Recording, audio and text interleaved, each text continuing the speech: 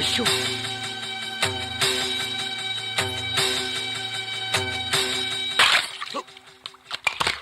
கருப்பராயா, இது வரைக்கும் நான் உங்ககிட்ட எதுவுமே கேட்டதில்ல.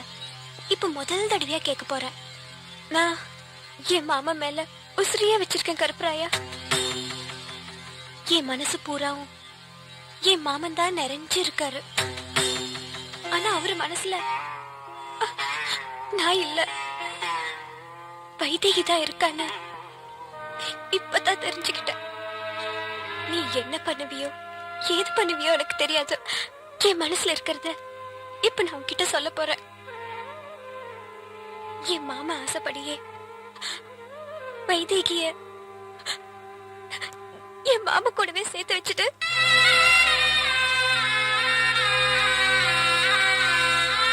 என் மாமனையும் வைதேகியையும் நீதான் சேர்த்து வைக்கணும். நான் உன்கிட்ட கேட்க வந்தது வேற, இப்ப கேட்டுட்டு நிக்கிறது வேற. நான் ஒன்னும் அழல.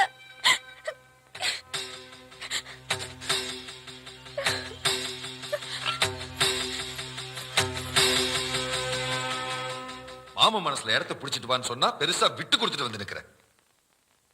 நீ வேணா விட்டு கொடுக்கலாம், ஆனா என் மனசுல நான் கட்டி வச்சிருக்கிற கோட்டைய யாருக்காகவும் எப்பவும் விட்டு கொடுக்க மாட்டேன். புரியுதா? இத பாருமா, எங்க அண்ணன் வீட்டுக்கு மருமகளா போற உரிமை உனக்கு மட்டும்தான் இருக்கு. அந்த வைதேகியை விட நீ எந்த விதத்துல கம்மியா போயிட்ட? உன் கண்ணில் பட்ட இடத்தெல்லாம் வாங்கி போடுற அளவுக்கு நம்ம கிட்ட ஆஸ்தி இல்லையா, அந்தஸ்து இல்லையா? பணம் காசை வச்சு மண்ணில் இருக்கிற இடத்த தான்ப்பா வாங்க முடியும்.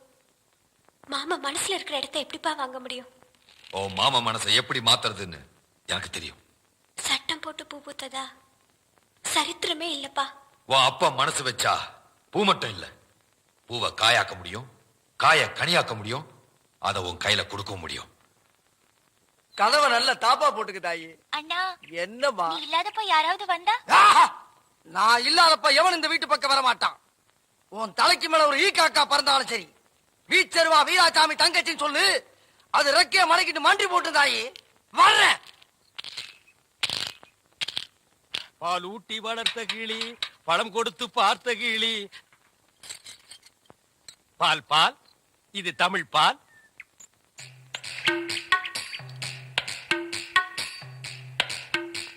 ஏங்க இவ்ளோ நேரம்? இப்ப நீ என்ன பாட்டு பாடுன? பேசுனேங்க. பேசுனியா? இல்ல, நீ பாடுன. உன் குரலே குயில் மாதிரி இருந்தது. குடு சொம்ப.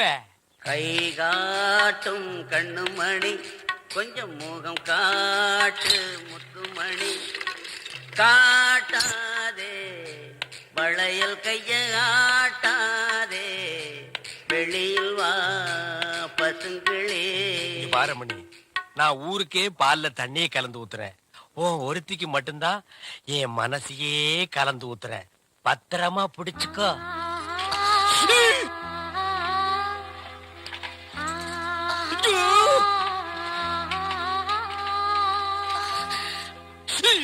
வாங்க கலெக்டர் சார், வாங்க. என்ன ஊர் ஜனங்களா ஒன்னா சேர்ந்து வந்திருக்கீங்க? என்ன விஷயம்? என்ன சார் இது? அன்னைக்கு நீங்க தானே இந்த ஊருக்கு கால்வா வெட்டுறதுக்கு நிலம் தரேன்னு சொன்னீங்க.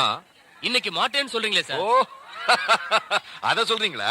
கலெக்டர் சார், அன்னைக்கு இருந்த சூழ்நிலையில சரின்னு சொன்னேன், இன்னைக்கு இருக்கிற சூழ்நிலையில மாட்டேன்னு சொல்லல, முடியாதுன்னு சொல்றேன். ஐயா, நீங்க காவாப்பட்ட நிலம் தரேன்னு சொன்னதுல இருந்து எங்க கஷ்டமெல்லாம் தீருன்னு நம்பிட்டு இருந்தோம் ஐயா. நான் இப்பவும் மாட்டேன்னு சொல்லலையே. நான் சீதனமா வாங்கின நிலத்தை சீதனமாவே கொடுக்கணும்னு நினைக்கிறேன். என்னையா அப்படி பாக்குறீங்க? உங்களையே போய் என் பொண்ணுக்கு சம்பந்தம் பேசிட்டு வர சொல்றேன். ராஜகுமாரன் மட்டும் என் பொண்ணை கட்டிக்கிறேன்னு உங்க முன்னால ஒரு வார்த்தை சொல்லட்டும். இந்த ஊருக்கு காவா வரும், உங்க நிலமெல்லாம் நஞ்சையா மாறும். கலெக்டர் சார், நீங்க பஞ்சாயத்து போர்டு ஆபீஸ்ல இருங்க, முடிவை இவங்களே வந்து சொல்லுவாங்க. வாடா.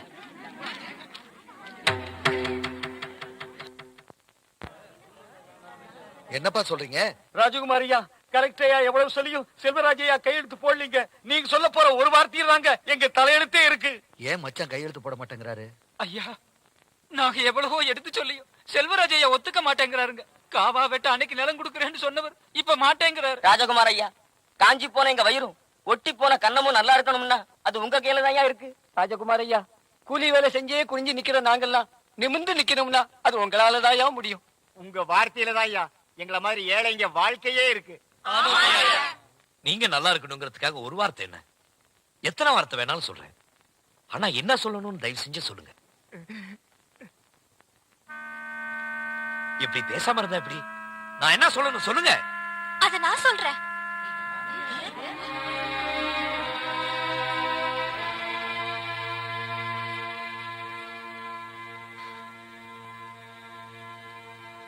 கொஞ்சம் வாங்க மாமா.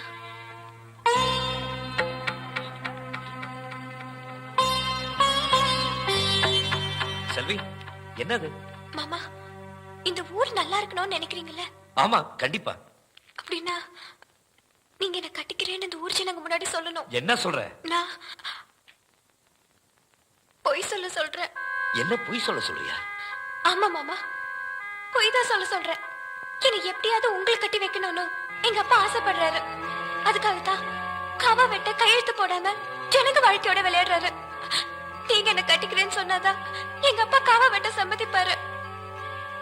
நீங்க ஜனங்க மேல வச்சிருக்கிற பாசம் உண்மைன்னா அவங்க உங்க மேல வச்சிருக்கிற நம்பிக்கை பொய்யிடக்கூடாது மாமா. எதுக்காக வந்து ராஜகுமார பொய் சொன்னதில்ல? இனிமேலும் பொய் சொல்ல மாட்டான். சொல்லித்தான் ஆகணும் மாமா. ஒரு தடவை காவா வெட்டிட்டா அது எந்த சட்டத்தாலையும் மாத்த முடியாது. சத்தியமா சொல்றேன் மாமா, நீங்களும் வைத்தியையும் கல்யாணம் பண்ணிக்கிட்டு சந்தோஷமா இருக்கணும். நான் கழுத்தை நீட்டினா தானே மாமா நீங்க தாலி கட்ட முடியும். நீங்க சொல்ல போற இந்த பொய்யில தான் இந்த ஊரோட எதிர்காலமே இருக்கு.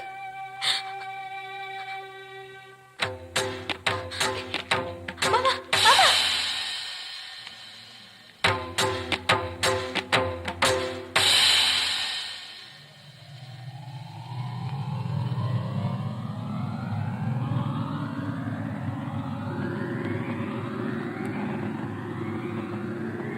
நீங்க சொல்ல போற இந்த பொய்யில தான் இந்த ஊரோட எதிர்காலமே இருக்கு.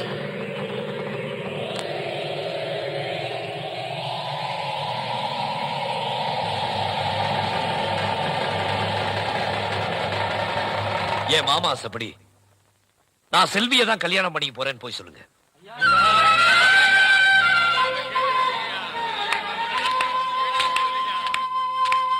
மாப்பிள, எனக்கு ரொம்ப சந்தோஷம். எனக்கு நல்லா தெரியும் ஜனங்களை பார்த்த உடனே உங்க மனசு மாறிடும்னு. அதனாலதான் வரத்துக்கு முன்னாடியே கையெழுத்த போட்டு கலெக்டர்ட்ட கொடுத்துட்டு வந்துட்டேன். உங்களுக்கு எல்லாம் சந்தோஷம் தானே? அக்கா அக்கா அக்கா அக்கா வள்ளி, எப்படி ஓடி வர? அந்த ராஜகுமார் மாமா உங்களை தானே கட்டிக்க போறேன்னு சொன்னாரு. இப்போ ஊர் ஜனங்க முன்னாடி அந்த செல்வியை தான் கட்டிக்க போறேன்னு சொல்றாரு. சொல்ற சாமி மேல சத்தியமா சொல்றேங்கா, செல்வி அக்காவை தான் கட்டிக்க போறாரா?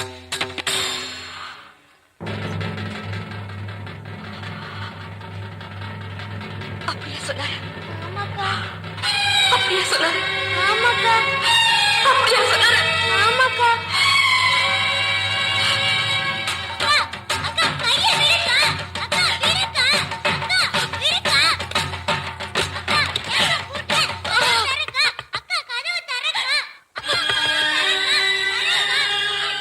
எப்ப மாமா அப்படி ஒரு வார்த்தை சொல்லிச்சோம், அதுக்கப்புறம் நான் உசுரோட இருக்கிறதுல அர்த்தமே இல்ல. அந்த கருப்பராய்கிட்ட 4 வார்த்தை கேட்டுட்டு பக்கத்துல இருக்கிற பழங்கணத்துல விட்டு நான் சாக போறேன்.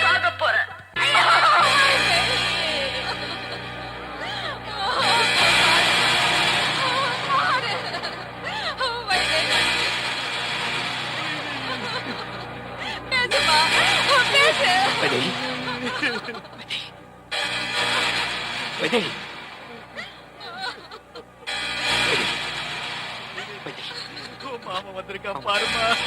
மாப்பிள